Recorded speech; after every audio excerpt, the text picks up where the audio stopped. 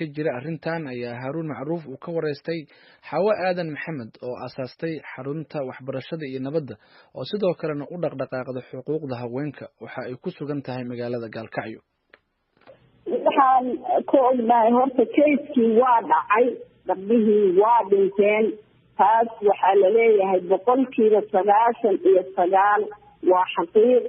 haddee 1% halka maqanna ma aqaan wax soo kordhi doono. ilaa maanta waa sugaynaa, ilaa berri subaxna waa sugaynaa, dadaan u dirnay.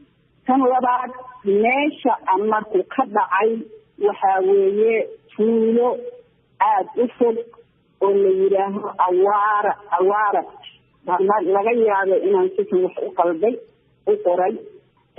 waxa weeye reerka caruurta dhalay waa Faarax Cabdi Warsame, hooyaduna waa Caasha Cali. Faarax Warsame labada gabdhood isagaa dhalay. guddada waxaa laleeyahay waxa weeye Ambaro Cali, waana waxay faamiligay ama qoyskay shariir la tahay. dad waxay leeyihiin waaba habaryar qofka gudday caruurta.